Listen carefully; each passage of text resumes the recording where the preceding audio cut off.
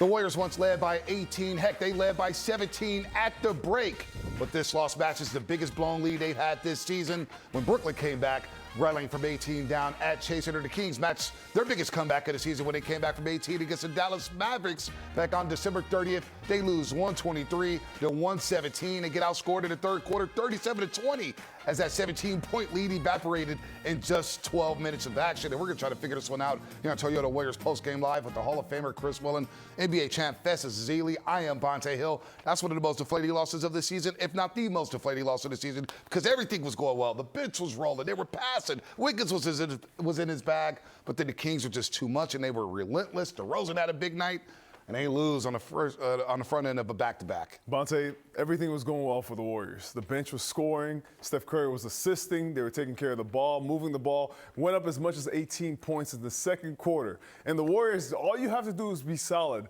But they lost a lot of this game in the third quarter, just turning the ball over, giving the Kings chances to get to the rim, fouling every time they got down to the paint. The Warriors just lost control of the game there in the third quarter, tried to get it back in the fourth, but it was too late. The Kings got confidence already.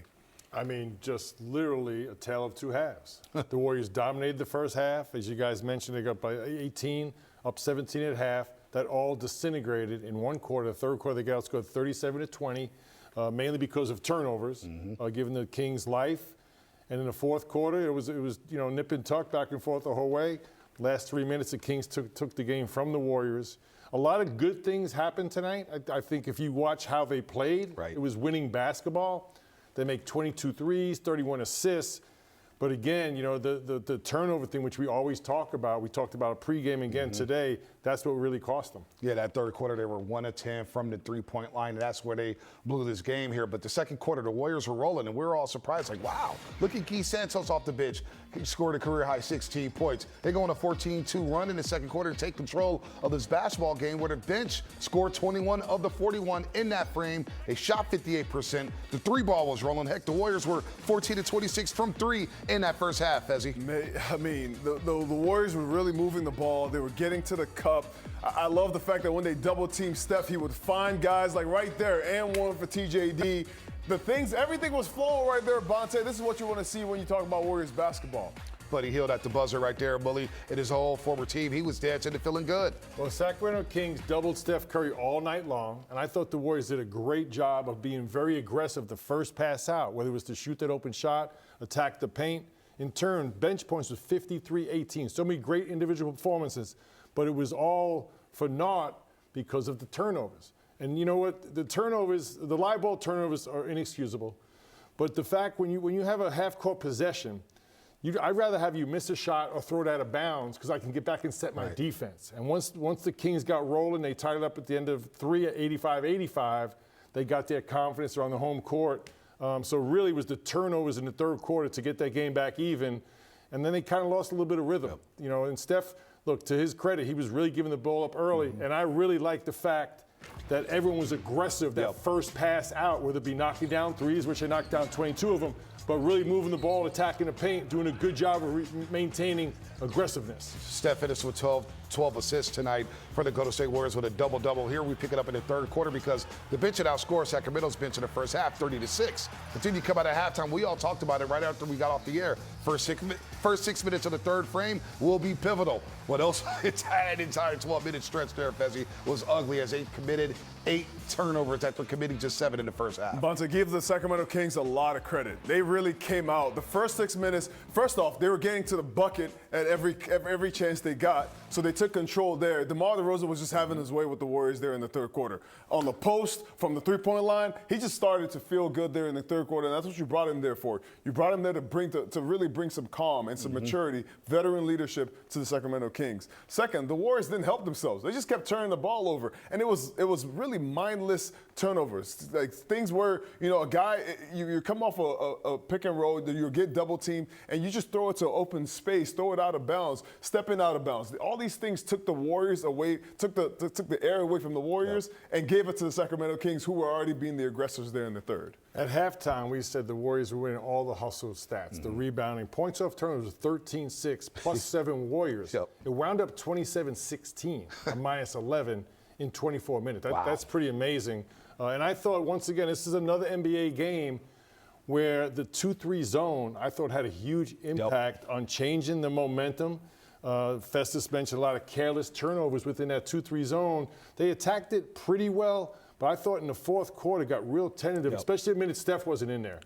Turned down some threes, but I thought overall that 2-3 zone that Doug Christie went to, along with double teaming Steph Curry all night long, really kept them in the game when they were, when it was in the balance, and then kind of won the game in the fourth quarter. Well, and they got that building alive there in that third quarter where the Kings score them 37-20. We pick it up in the fourth quarter where you mentioned, Malik, it was nip and tuck. It was a game of runs. The Warriors were going an 8-0 run. The Kings answered back with a 13-0 run. Then the Warriors would go back on an 8-0 run to take the lead. Here a clutch three by Andrew Wiggins, 3 of his 25 there. Nice set, and then Guy Santos, who was having the night of his life, as Wiggins drives to the basket. Actually, this was a tough move to go down one here. And then later on in the ensuing possession, Guy Santos with the 3, and he was all fired up. And this was an impressive answer, Fezzi. An 8-0 run after the Kings just stormed back with a 13-0 run. But look at these possessions right here.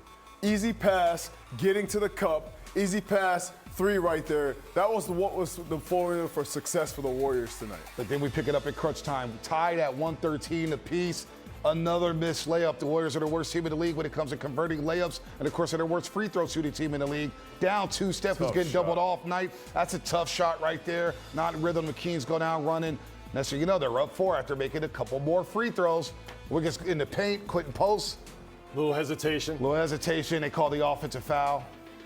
And that was your game right there as the Kings were up 4. Here it is, the dagger. De'Aaron Fox, who had a tough night. He was just 2 of 11 from the floor, but he made all 10 of his free throws. And there it is right there. Domantas Sabonis, 26 points, 18 rebounds. He was 8 of 8 from the free throw line. And the Warriors drop a tough one. And the cold part is they have a quick turnaround as they come back down to the Bay tonight and take on a rested Bulls team.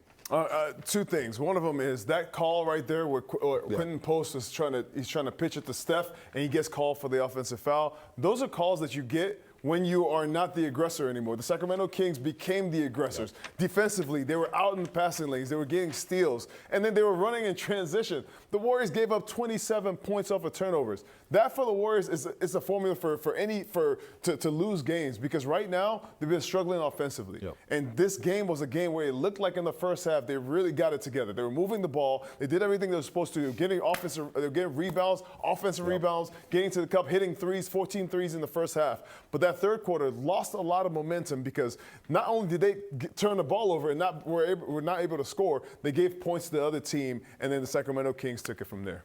Yeah, you mentioned Steph, that 3-point shot not in rhythm, but you got to give the Sacramento Kings defense a lot of credit. He only got 11 field goal attempts. Right. So by the time he checked back in the game in the late fourth quarter, he hadn't had many shots at all. Because of the double teaming.